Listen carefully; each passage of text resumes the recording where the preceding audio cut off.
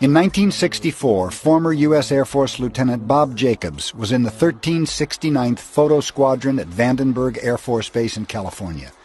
He was in charge of photo-optical instrumentation at a tracking site in Big Sur, 124 miles away.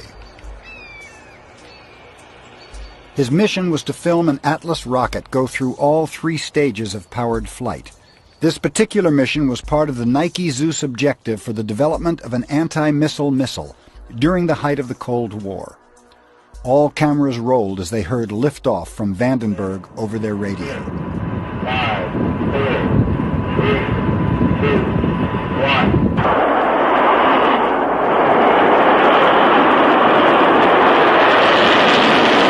1. We were looking down southwest, and the missile popped up through the fog. It was just beautiful. And our guys on our M45 tracking mount with 180-inch lenses on it got it. And sure enough, we could see all 3 stages of powered flight as they burned out and dropped away. And then, of course, to our naked eye, all we saw was a smoke trail going off into subspace.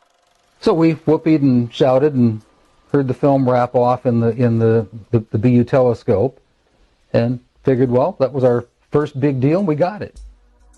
Lieutenant Jacobs then took the cans of film down to Vandenberg to have them developed that night.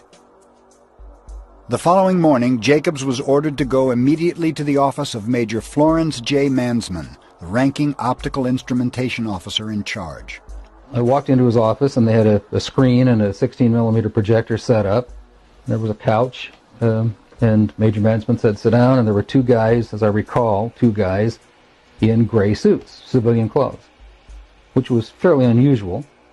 And Major Mansman said, watch this, and turned on the film projector. And I watched the screen, and there was the launch from a day or 2 before it at Big Sur.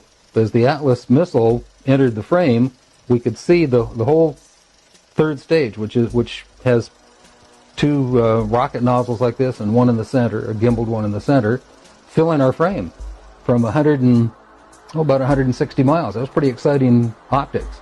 And then on that telescope, we could see the warhead, the dummy warhead. According to Jacobs, at this stage the rocket was traveling between 11 and 14,000 miles per hour when a saucer-shaped craft entered the frame. It flew into the frame like this, and it shot a beam of light at the warhead. Now, remember, all this stuff is flying at several thousand miles an hour. So this thing fires a beam of light at the warhead, hits it, fires another beam of light, and then flies out the way it came in. And the warhead tumbles out of space. Now, when the lights came on, Major Mansman turned around and looked at me and said, were you guys screwing around up there? And I said, no, sir. And he said, what was that? And I said, it looks to me like we got a UFO. Nearly 2 decades later, several letters written by Major Florence J. Mansman were obtained.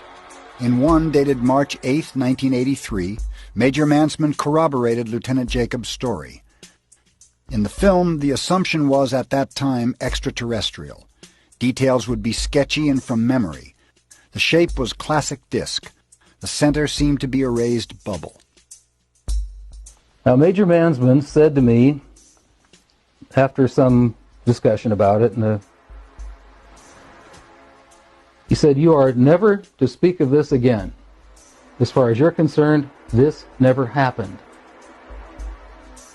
In another letter, Major Mansman describes how 2 agents took the footage. They did not sign out for all the footage, but took out that part that showed the encounter and returned the rest of the film as a complete package. The one agent stated as he handed me back the film, that leaves you off the hook, but not off any disclosure. Understood? Naturally, my answer was, yes, sir. Major Mansman never saw it again, and as far as I'm concerned, or nobody else ever saw it again. Certainly not at Vandenberg. I'm certain that it left Vandenberg and went somewhere else.